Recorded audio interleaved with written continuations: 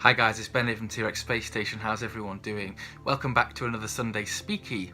Now a few months ago, actually probably even years ago now, I posted a bit of a rant video about the NES and SNES classic minis that were being released at the time. If you guys remember, I kind of felt at the time that the systems were not good value for money, and I think looking back, a lot of that frustration was actually about the fact that a very small number of systems were released which didn't quite meet the demand, and for that reason they became very difficult to get hold of, particularly the NES Mini initially. And so touts got them and resellers got them, and they sold them on for really crazy high prices. I think actually, looking back and being a bit more objective about the whole thing, those systems are quite cool, and I can see the reason why people wanted them.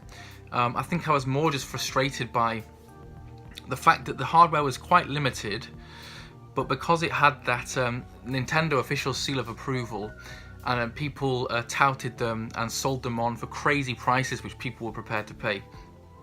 My actual opinion about the systems themselves isn't actually as negative as it may have seemed all that time ago now, and I actually think it's kind of cool. And one of the really cool points about the NES and SNES Classic Mini is the fact that those systems kind of proved that people are still really interested in retro and nostalgia.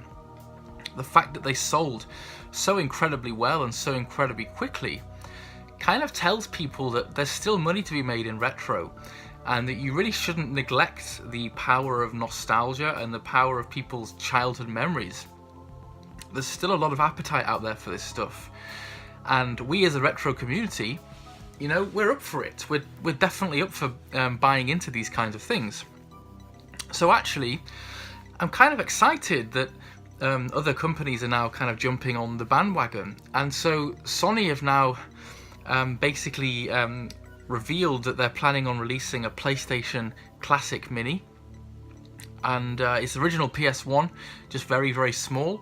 It comes with two original PS1 style controllers, which is pretty damn cool, though I gotta say, even back in the day I didn't bother with the actual first controllers very much.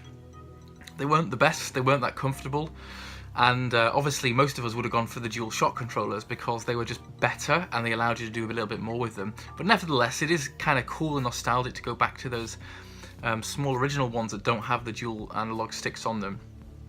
And I noticed that I'm actually feeling quite excited about this. The PS1 was a big part of my childhood growing up. It was the first 3D system that a lot of us owned. It was where we met Lara Croft and people like that.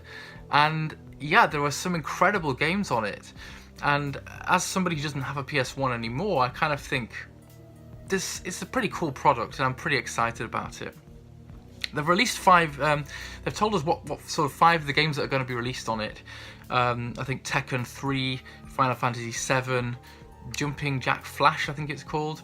But there's still quite a lot of debate about what else is going to go on there, and there are certainly a few games that I would particularly like to see myself.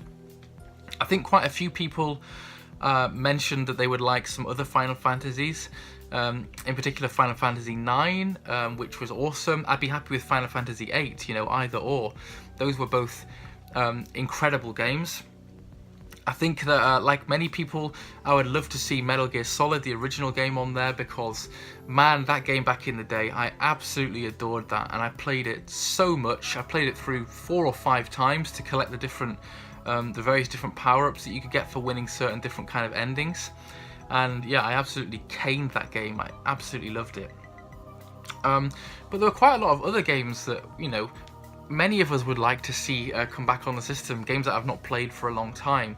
I think some racing games would be good, you know, maybe Wipeout, that would be very cool, but the one I'd really like to see would be Tony Hawk's Pro Skater, either 1 or 2, because that game, unlike many others, really does take me back to that era.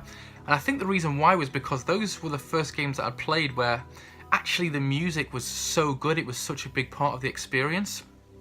I still sometimes listen to the soundtrack from Tony Hawk's 1 and 2 because it just takes me back instantly, back to those days, you know, and it was just incredible. And whoops, it looks like the sun's gone in, so let me just re-change the focus on the camera there. just, the soundtrack is just absolutely incredible. Can't get enough of it. It had so much cool stuff like Rage Against the Machine on there, it had Papa Roach, it had loads of punk stuff, Melancholy, and you know, I just loved it. I absolutely loved it back in the day. So definitely would like to see Tony Hawk's Pro Skater making an appearance, because man, it was cool. Something like maybe Silent Hill, or the first Resident Evil game, or Resident Evil 2. Tomb Raider. I mean, I loved the original Tomb Raider game, and that was just such a big part of my childhood, a game that we played so much back in the day. Those would be a few of the ones that I'd like to see. I actually quite liked the Quake 2 port on the PS1 as well, but I very much doubt that's going to make an appearance. But it'd be interesting to know what you guys would like to see on the Classic Mini. What are the PS1 games that you really loved back in the day that you would like to see getting released? So yeah, I can't help but say I'm kind of excited about it, and you know, I think that a lot of the negativity that I expressed about the previous NES and SNES minis, I think I've kind of, you know, cooled down a bit now. I can see how this is quite cool. I'm glad that Nintendo did it and got people, got big companies interested in doing their own versions. But I just really hope that enough consoles are released that the whole touting thing doesn't happen again. The whole resellers scalping all of the consoles and selling them off at crazy prices. That really, I wasn't pleased with that. The price for this is £90, which is a bit steep, upper limit of where I would think people would want to pay. But again, what I'm hoping is that the system can kind of be hacked or soft modded quite early on, so that people can add their own PS1 games to it. Because there were loads of games that I loved. Oh, I just remembered Speed Freaks. That was one of my favourite racers back in the day, a kart-based racer. Oh man, if they put Speed Freaks on there, I would be all over that. But I would like to add those games myself if they weren't there, and I think that adds to the versatility, kind of makes it like a, you know, a mini emulator, but with the cool nostalgia and the look of the original system. Excuse me. So yeah, I'm hoping maybe the price will drop down a little bit after some time. If it came down to like 70 quid, then I'd be very tempted. But I think I'm tempted to sit tight and see what people do with it. Kind of wait and see if the price comes down, wait and see if people manage to soft mod it and stuff. But then there's part of me that really worries about what happened with the NES and SNES Mini, that it will all disappear and I'll never be able to get hold of it. It'll become like Christmas's most sought after thing, like Turbo Man in Jingle All the Way, if you guys remember that film. There are certain Christmas films that I just watch every year, and that's not even a particularly good film, probably by, you know, objective standards, but it's just one of the ones that I happen to love. I'm just going to keep trying to make sure that it looks light enough on there, because the sun is disappearing behind clouds and making me go up and down in terms of how light it is. There we go. There is a relatively sad thing that I wanted to talk about, and that is that if you guys have been reading the gaming news recently, Telltale games are in trouble and they're basically coming to a close. And that's pretty gutting, because I think that Telltale games, particularly the Walking Dead series, really brought back that interactive storytelling in a really big way, in a way that many people really got into and got very addicted to. And it's such a shame to see big, well-respected developers getting into trouble and laying people off, and they are going to be drawing to a close.